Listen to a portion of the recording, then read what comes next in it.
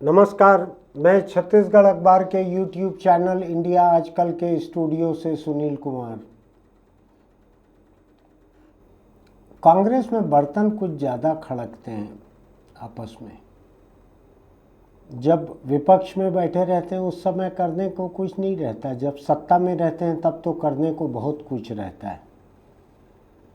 सत्ता में तमाम कांग्रेसी व्यस्त हो जाते हैं, कोई रेवड़ की तरह दिल्ली जा रहे हैं, कोई वहाँ से आ रहे हैं, कोई शिरडी का दर्शन करने जा रहे हैं थोक में, कोई कुछ कर रहे हैं, कई तरह के काम और भी पता नहीं क्या क्या करते हैं विपक्ष में रहते कांग्रेस के लोग। मुझको तो बहुत ठीक से नहीं मालूम है, मैं ज़्यादा बारीकी से देखता नहीं हूँ ये प्रदेश की राजनीति वगैरह को, लेकिन छत्तीसगढ़ में लोगों का ये कहना है कि सत्ता में रहते हुए तो कांग्रेस 5 साल छत्तीसगढ़ में क्या कर रही थी, ये ईडी और क्या क्या कहते हैं उसको, एक और एजेंसी है दिल्ली की कोई सीबीआई, और राज्य सरकार की कुछ एजेंसियां हैं एसीबी, ईओडब्ल्यू, ये सब अलग अलग अदालतों को बता रहे हैं कि कांग्रेस 5 साल क्या कर रही थी। अब अभी तो एक तो अदालतों में उलझ गई है कांग्रेस, बड़े बड़े लोगों के करीबी लोग जो हैं उधर, पता नहीं क्यों बीजेपी की सरकारें डबल इंजन की दिल्ली में और रायपुर में बैठकर क्यों कांग्रेस के बड़े बड़े लोगों के बहुत करीबी लोगों को ऐसा जेल में और अदालत के कटघरे में डाल के क्यों रखा है पता नहीं। लेकिन ईडी बता रही है कि कांग्रेस 5 साल किसमें व्यस्त थी। अब तो खैर सत्ता रह नहीं गई, अब तो विपक्ष में है कांग्रेस, देश में भी प्रदेश में भी, तो अभी इधर कुछ करने को कुछ नहीं है अभी। तो ऐसे में आपस में थोड़ा हाथ साफ कर लेते हैं। एक तो उससे ये होता है कि लाठियों में जंग नहीं लगता और प्रैक्टिस बनी रहती है थोड़ी बहुत। उधर अभी देखा होगा आपने मध्य प्रदेश में दिग्विजय सिंह ने कमलनाथ की सरकार के वक्त और ज्योतिरादित्य क्यों छोड़ के गए थे, मैंने कहा ही है अभी, मैं उसको क्या दोहराऊं। और तो मध्य प्रदेश में दिग्विजय ने ये चालू किया एक इंटरव्यू देकर। फिर छत्तीसगढ़ कांग्रेस में कुछ माहौल ठंडा चल रहा था भीतर भीतर। एक आपको याद है एक फिल्म थी शोले, उसमें एक एके हंगल एक दर्जी का रोल करते हैं, शायद दर्जी ही थे, मुस्लिम बूढ़े का रोल। उनके बेटे को डकैत मार देते हैं तो वो आते हैं, चारों तरफ सन्नाटा रहता है, तो पूछते हैं इतना इतना सन्नाटा क्यों है भाई। कुछ वैसा ही सन्नाटा छत्तीसगढ़ कांग्रेस में चल रहा था। फिर पिछले मुख्यमंत्री भूपेश बघेल के जन्मदिन के दिन ढोल धमाकों के बीच में भूपेश के एक सबसे भरोसे के मंत्री रविंद्र चौबे, जो थे मंत्री, अभी नहीं है मंत्री, अभी विधायक भी नहीं है, उसी साजा से विधायक थे। आपको ध्यान है ना, मैंने 10, 12, 15 बार आपके सामने कैमरे के सामने कहा था, जहाँ एक बिरनपुर नाम की जगह थी जहाँ पहले एक हिंदू का कत्ल हुआ, फिर मानो जवाब में 2 मुस्लिमों का कत्ल हुआ, दंगा हुआ, वहाँ पर तनाव हुआ। विधायक वहाँ के रविंद्र चौबे ताकतवर मंत्री थे, नहीं गए वो, कांग्रेस पार्टी से कोई भी नहीं गए, मुख्यमंत्री नहीं गए, प्रदेश कांग्रेस अध्यक्ष नहीं गए, कोई कांग्रेस के जिला अध्यक्ष नहीं गए, गृह मंत्री नहीं गए। पहला मरने वाला लड़का साहू समाज का था तो भी साहू समाज के गृह मंत्री थे ताम्रध्वज साहू, वो भी नहीं गए, भूपेश मुख्यमंत्री भी नहीं गए, कोई भी नहीं गए वहाँ। बिरनपुर को एक नो मैन्स लैंड कहा जाता है, 2 देशों के बीच की ऐसी जगह जो किसी के कब्जे में नहीं है, ऐसा किसी की जिम्मेदारी में नहीं रह गया था बिरनपुर कांग्रेस की सरकार में। तो जाहिर है उन लोगों ने वहाँ बीजेपी के एक मजदूर को चुन लिया विधायक। खैर बिरनपुर पे मैं इतने ज़्यादा बार बोल चुका हूँ, कुछ लोगों को लगता है कि मेरी रविंद्र चौबे से कोई दुश्मनी रही होगी। तो रविंद्र हमारे दोस्त प्रदीप चौबे जी के छोटे भाई हैं, उनसे बहुत मधुर पारिवारिक संबंध है, लेकिन कुछ सार्वजनिक मुद्दे हैं। तो भूपेश के जन्मदिन की बात चल रही थी, जन्मदिन मन रहा था, वहाँ से माइक से रविंद्र चौबे ने ये कहा कि भूपेश बघेल जी को प्रदेश कांग्रेस अध्यक्ष रहना चाहिए। अभी मुख्यमंत्री तो बना नहीं सकते वो, क्योंकि मुख्यमंत्री बनाने लायक विधायक अगले विधानसभा चुनाव में भी कांग्रेस के जुट पाएंगे या नहीं, अभी कुछ तय नहीं है। नेता प्रतिपक्ष चरणदास महंत बने हुए हैं, तो एक ही ओहदा बचता है किसी पार्टी के पास में जो विपक्ष में हो, कि पार्टी का प्रदेश अध्यक्ष। तो रविंद्र चौबे ने सार्वजनिक रूप से माइक से कहा कि भूपेश बघेल जी को प्रदेश कांग्रेस अध्यक्ष बनाना चाहिए। इसको लेके कांग्रेस की एक बैठक में अभी बड़ा बवाल हुआ। प्रदेश कांग्रेस अध्यक्ष अभी दीपक बैज हैं, आदिवासी हैं, बस्तर के हैं। उन्होंने बैठक में कहा कि वरिष्ठ नेता को ऐसा बयान नहीं देना चाहिए। हम लोग संघर्ष करके पार्टी को ऊंचाई पर ले जा रहे हैं, ये लोग ऐसा बयान दे के फिर पार्टी को गड्ढे में ढकेल देते हैं। तो कांग्रेस का पुराना इतिहास रहा है कि इसको गड्ढे में ढकेलने का काम इसके भीतर के लोग यही करते हैं। लोग ये भी कहते थे पहले पुराने ज़माने में, कांग्रेस को सिर्फ कांग्रेस हरा सकती है और कोई नहीं हरा सकता। अब तो मैं नहीं मानता, अब तो बीजेपी बहुत सारी जगहों पे कांग्रेस को हरा सकती है, पूरे के पूरे गठबंधन को भी हरा सकती है। लेकिन अभी जो कांग्रेस की बैठक हुई अभी कल, उस बैठक में जो बवाल हुआ इस बात को लेके कि अभी तो दीपक बैज बने हुए हैं प्रदेश के अध्यक्ष, तो उनको हटाने की मांग कर रहे हैं क्या रविंद्र चौबे। बैठक में चरणदास महंत भी थे, बड़े सज्जन व्यक्ति हैं, बड़ा कम बोलते हैं, आक्रामक नहीं होते। पिछले मुख्यमंत्री भूपेश बघेल ने कांग्रेस के प्रभारी सचिन पायलट की मौजूदगी में कांग्रेस की बैठक में कहा था महंत जी को कि ये मुख्यमंत्री और मंत्रियों का नाम लेके आलोचना नहीं करते। बड़ा ही हमलावर बयान था वो, हमला था बड़ा चरणदास महंत पे। ऐसे कई छोटे छोटे हिसाब किताब चुकते करने रहते हैं नेताओं को आपस में। और चरणदास महंत 5 साल भूपेश राज में, भूपेश के मुख्यमंत्री रहते हुए विधानसभा के अध्यक्ष थे और छोटे छोटे कामों के लिए मोहताज रहते थे वो। उनके इलाके के, उनके पत्नी का जो लोकसभा क्षेत्र है, उनका महंत जी का खुद का जिला है, इन सब जगहों पे कलेक्टर जो है इनकी बात नहीं सुनते थे महंत जी की, जो भी वजह रही हो। तो रविंद्र चौबे के बयान के बारे में चरणदास महंत ने बैठक में सबको कहा कि इस तरह के बयान जो हैं ये हमारी गलती नहीं रहते हैं, हमारे चमचों की गलती रहते हैं जो किसी को मुख्यमंत्री या किसी को प्रदेश अध्यक्ष बनाते हैं।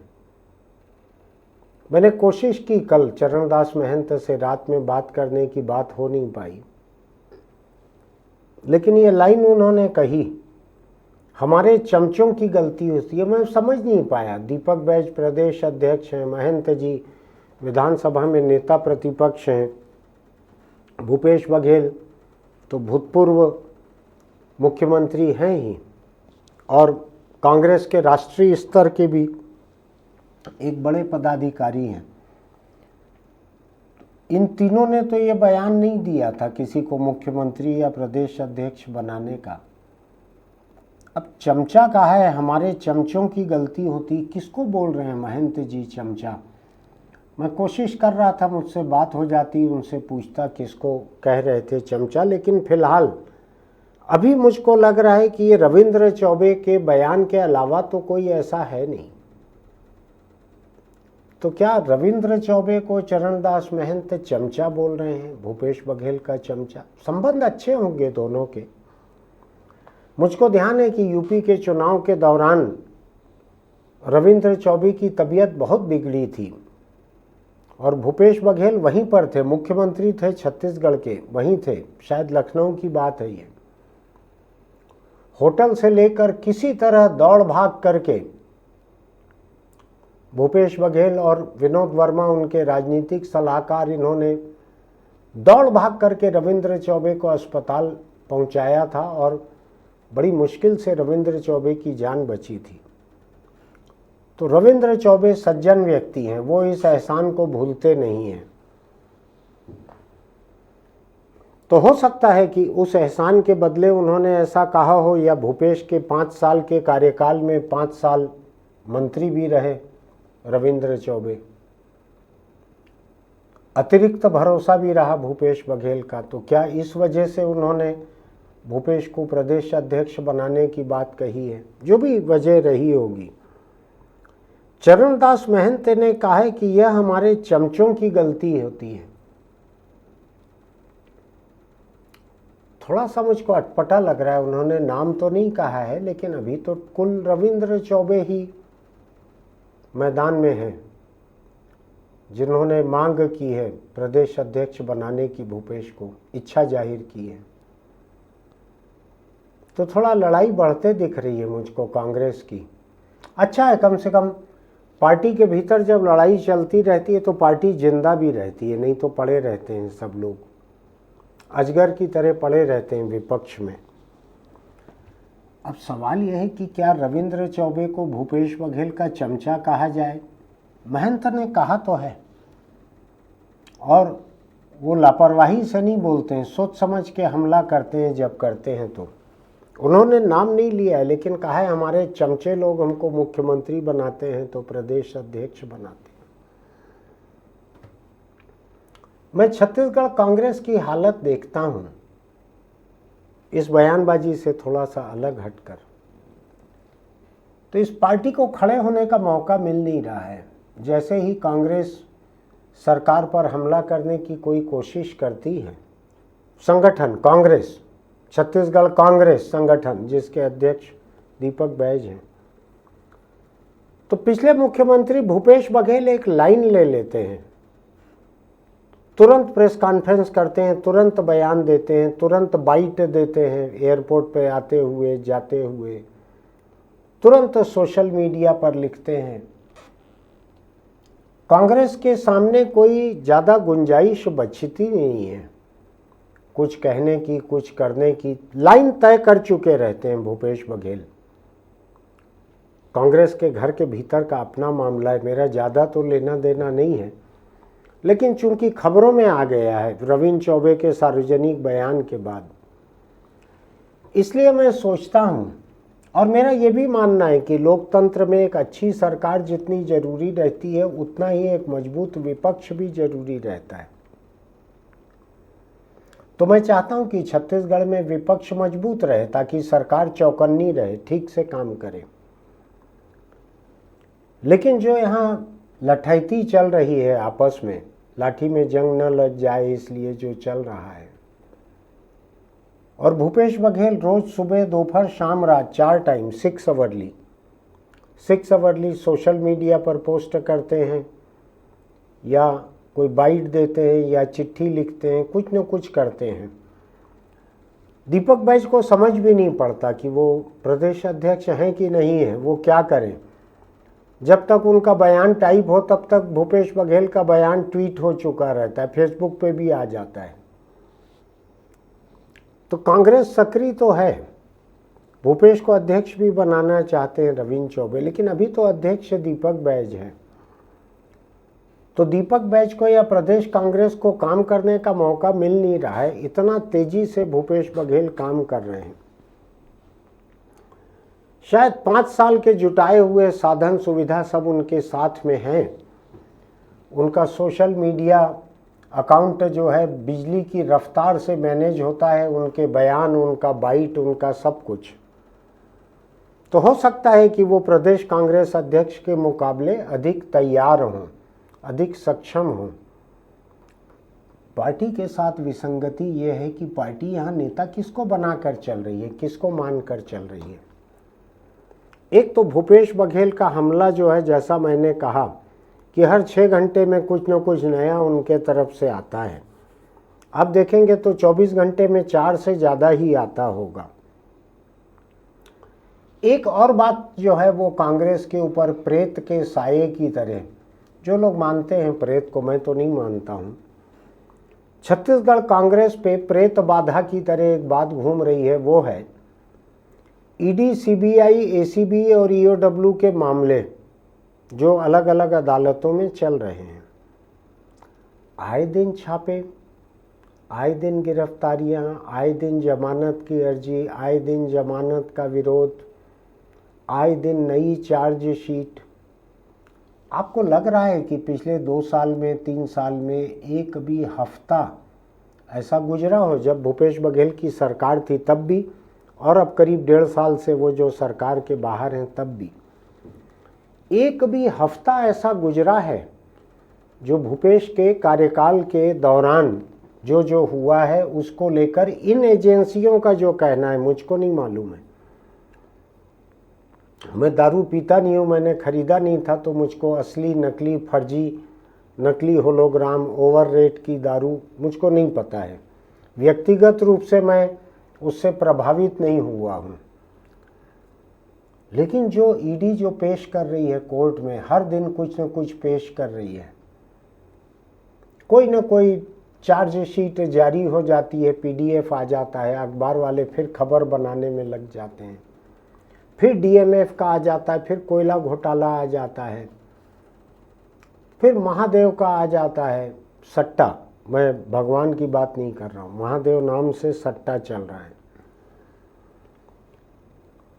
तो छत्तीसगढ़ कांग्रेस जो है इन अदालती और कानूनी मामलों की प्रेत बाधा से मुक्त ही नहीं हो पा रही है। कैसे मुक्त होगी ये भी मैं नहीं समझ पा रहा हूँ। एक तो हर 2-4 दिन में कोई न कोई ऐसी खबर आती है, चाहे गिरफ्तार लोग जेल से अदालत जाते हैं, चाहे ऊपर की अदालत नीचे मामले को फेंकती है, नीचे से फिर उठा के ऊपर ले जाते हैं, चाहे जब्ती होती है, चाहे प्रॉपर्टी जो है अटैच की जाती है, चाहे छापे पड़ते हैं नए, कई दिन तक चलता है ये सिलसिला। कल भी पड़े हैं भूपेश गवर्नमेंट के समय के डीएमएफ के घोटाले, जिसको कहा गया है कि नहीं मुझको नहीं मालूम, उसको लेकर भारी छापे पड़े हैं। सैकड़ों हजारों करोड़ रुपए का कृषि घोटाला था उस समय। खेती के उपकरण, हार्टिकल्चर मिशन में, बीज निगम में, एग्रीकल्चर डिपार्टमेंट में, जहाँ जहाँ खरीदी होती है सब जगह हजारों करोड़ का खरीदी हुई, जिसमें सैकड़ों करोड़ का घोटाला हुआ। ऐसा कहना है एजेंसियों का, मेरा नहीं कहना है। उस समय भी लोग कहते थे, बाद में भी लोग कहते थे। दिलचस्प बात यह है कि भूपेश के समय वही लोग सत्ता के दलाल थे इन विभागों में, इन मिशन में और निगम में, जो बाद में काबिज हो गए और जो भूपेश के आने के पहले भी काबिज थे। वो एकदम स्थायी हैं। वो यूकलिप्टस की एक वैरायटी रहती है जिसकी जड़ें जो हैं 60-70 फीट तक गहरी जाती है, ऐसा कहते हैं। तो ये जो सत्ता के जो दलाल हैं ये उसी किस्म के हैं। ये भूपेश सरकार के पहले से काबिज थे। 5 साल उन्होंने भूपेश सरकार में टकसाल चलाई, अभी भी वही लोग काबिज हैं। तो छापा भूपेश सरकार के कार्यकाल का पड़ा है ये। तो मैं कांग्रेस के साथ मेरी हमदर्दी है कि कांग्रेस एक तो कानूनी अदालती मामलों की इस प्रेत बाधा को झेल रही है, फिर एक हाइपर एक्टिव, अति सक्रिय भूपेश बघेल को झेल रही है। उनको कांग्रेस ने जिम्मा जरूर दिया है राष्ट्रीय स्तर का, कोई कुछ दूसरे प्रदेशों का प्रभारी बनाया है, लेकिन वो रहते ज़्यादा इधर ही है। और यहाँ जिस रफ्तार से वो एक्टिव रहते हैं, तो कांग्रेस क्या करे? कांग्रेस उनसे अलग कोई लाइन ले, कांग्रेस अलग लकीर खींचे, क्या करे, थोड़ा मुकाबला मुश्किल पड़ रहा है। होर्डिंग, बैनर, कार्यक्रम, सरकार से बड़े बड़े कार्यक्रम भूपेश बघेल करते हैं। अभी कोई हुआ था पोला वगैरह का कोई कार्यक्रम, सरकार का कार्यक्रम नहीं था कोई बड़ा, भूपेश बघेल ने स्टेडियम में किया था। अब दीपक बैज कहाँ से स्टेडियम का कार्यक्रम कर सकेंगे? 5 साल तो वो सत्ता में ऐसे नहीं थे कि कुछ जुटा सके हों। तो कुल मिलाकर छत्तीसगढ़ की कांग्रेस जो है तरह तरह की बाधाएं झेल रही है। एक तो ईडी, सीबीआई, एसीबी जैसी कानूनी प्रेत बाधाओं को झेल रही है जो हट ही नहीं रही है। दूसरा, भूपेश बघेल नाम का एक वट वृक्ष है जो कांग्रेस का, प्रदेश कांग्रेस का जो भवन है राजीव भवन, उसको और आसपास 1,000 फीट तक घेर के खड़ा हुआ वट वृक्ष है। उसके नीचे दीपक बैज खड़े रहते हैं तो दिखते भी नहीं हैं। कांग्रेस को तय करना है कि प्रदेश को भूपेश बघेल के हवाले किया जाए, जो कि कोर्ट कचहरी, इसमें दिन रात खुद के ऊपर कार्रवाई नहीं हुई है, लेकिन परिवार और उनके 8 हाथ अगर भूपेश बघेल के रहते तो 8 हाथ अभी या तो जेल में हैं या जमानत पे छूटे हुए हैं। तो कांग्रेस को तय करना है कि छत्तीसगढ़ में कांग्रेस का क्या चाहती है वो। अगर रविंद्र चौबे की सलाह उसको मानना है, फिर से भूपेश बघेल को यहाँ बिठाना चाहती है, तो पूरा कार्यकाल जो है कोर्ट कचहरी और पार्टी ऑफिस इन सब के बीच में पूरा निकल जाएगा। अभी भी निकल रहा है, अभी कोई बहुत बड़ा फर्क नहीं पड़ा है।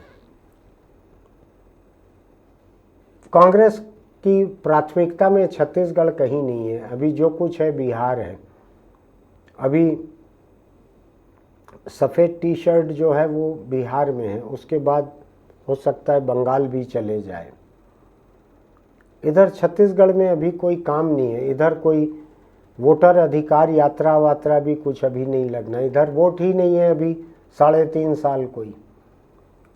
लेकिन रविंद्र चौबे ने बात छेड़ी है और महंत ने जो कहा है मैं बतलाता हूँ। उन्होंने कहा इस तरह के बयान हमारी गलती नहीं है, यह हमारे चमचों की गलती होती है जो किसी को मुख्यमंत्री तो किसी को प्रदेश अध्यक्ष बनाते हैं। मैं भी अखबार के लिए एक लाइन का एक छोटा सा कॉलम लिख रहा था, तो मुझको कांग्रेस की ये गति, दुर्गति, सदगति जो भी आप कहें, इसको देखकर वो लाइन सूझी। तो अखबार में तो लिखी है, लेकिन अखबार छपने के बाद ये वीडियो पोस्ट होगा, इसलिए यहाँ भी कह दे रहा हूँ मैं। हिंदी का सबसे बड़ा व्यंग्य उपन्यास राग दरबारी मेरी नज़र में श्रीलाल शुक्ल का लिखा हुआ था, जिसको मैंने अनगिनत बार पढ़ा और जी ही नहीं भरा कभी। उसमें गांव में जब आपस में बाप बेटे में, परिवार के बीच, एक संगठन के बीच, समिति के बीच जब झगड़े होते थे तो उन्होंने उसके लिए कुकुरहाव शब्द लिखा था। कुकुरहाव का मतलब कुत्ते लड़ते झगड़ते हैं, चिल्लाते हैं, झपटते हैं एक दूसरे के ऊपर, शायद यही मतलब होगा उसका। तो मुझको लग रहा है छत्तीसगढ़ कांग्रेस में अभी अगर मैं कहूँ कुकुरहाव चल रहा है, तो हो सकता है कुत्ते लोग अभी आपत्ति करें कि हम लोग कभी ऐसे फर्जी बात पे नहीं, हमारे यहाँ कोई चमचों का चलन नहीं है। हमारे यहाँ किसी को मोहल्ले का मुखिया बनाने के लिए या सीएम बनाने के लिए हमारे बीच इस तरह के झगड़े नहीं होते। और आप ये कुकुरहाव वगैरह शब्द ऐसे फालतू काम में इस्तेमाल मत कीजिए। अभी सुप्रीम कोर्ट हमारे साथ है, हो सकता है वो लोग आपत्ति करें कुत्ते। फिर भी मुझको जो सबसे करीब का जो शब्द सूझा है वो श्रीलाल शुक्ल की जुबान में, मेरी भाषा नहीं है, मैं तो बहुत सौम्य, बहुत ही नर्म जुबान बोलता हूँ, लेकिन श्रीलाल शुक्ल की जुबान में छत्तीसगढ़ कांग्रेस में जो कुकुरहाव चल रहा है, इसकी जड़ों तक कांग्रेस पार्टी को जाना होगा। अब वो टी शर्ट से परे भी कांग्रेस पार्टी में कोई सत्ता है या नहीं है मुझको ठीक से नहीं मालूम है। मुझको राजनीतिक दलों के भीतर के हिसाब किताब नहीं पता रहते हैं। लेकिन अगर कांग्रेस पार्टी अपना घर नहीं संभालेगी तो ये जो लाठियों में जंग न लग जाए इसके लिए जो बीच बीच में आपस में लाठी चला रहे हैं तो इसका नतीजा बहुत खराब होगा। और जो चल रहा है आज इसका भी नतीजा अच्छा है ऐसा मैं नहीं कहूँगा। आप सोच के देखिएगा, आप कांग्रेस के समर्थक हों या विरोधी हों, इस बारे में सोचिएगा जरूर। छत्तीसगढ़ कांग्रेस की जो राजनीति अपने घर के भीतर की जो चल रही है, कांग्रेस की कौन सी राजनीति, कौन से फैसले यहाँ कामयाब हो सकेंगे विपक्ष के रूप में, इसको सोच के देखिएगा। फिर मिलेंगे। आपको लगता है कि मेरी बात जायज़ है, सोचने लायक है? लोकतंत्र में विपक्ष का भी मजबूत होना जरूरी रहता है। आपको लगता है कि मेरी बात सोचने लायक है तो अपने दोस्तों को भी इसको फॉरवर्ड कीजिएगा, आपस में विचार कीजिएगा कि कांग्रेस का क्या किया जाए, कांग्रेस को क्या करना चाहिए। जरूरी नहीं कि आपके कहे हुए कुछ हो जाए। महंत जी ने क्यों कहा है, किसके लिए कहा है, मैं नहीं जानता चमचा, लेकिन आपको सोचना चाहिए किसके बारे में कहा होगा, किसको प्रदेश अध्यक्ष बनाना चाहिए, कौन जमानत पर लोगों को छुड़ाने में लगे हुए हैं, कौन सरकार से लड़ने में लगे हुए हैं। बहुत सारी बातें हैं, इनके बारे में सोचिएगा। हमारे YouTube चैनल इंडिया आजकल को सब्सक्राइब कीजिएगा, नोटिफिकेशन की बटन दबाइएगा, लाइक कीजिएगा, कमेंट बॉक्स में लिखिएगा आपका क्या कहना है। मैं इसमें से किसी खेमे के साथ नहीं हूँ कांग्रेस के, तो आप निश्चिंत होकर भद्र भाषा में अपनी टिप्पणी लिखिएगा, गंदी जुबान में मत लिखिएगा। गंदी जुबान के लिए राजनीतिक दलों के भीतर के लोग बहुत हैं। फिर मिलेंगे। चलते चलते एक छोटी सी सलाह, परिवार के भीतर माँ की इज्जत करना सीखिए। मैं बड़ी बात कह रहा हूँ, एक फ़ोटो भी आपको दिखाता हूँ। BBC वर्ल्ड न्यूज़ की फ़ोटो है ये, टेलीविज़न स्क्रीन की। मैं देखकर एकदम सदमे में आ गया कि ये ब्रिटेन है या ये छत्तीसगढ़ है।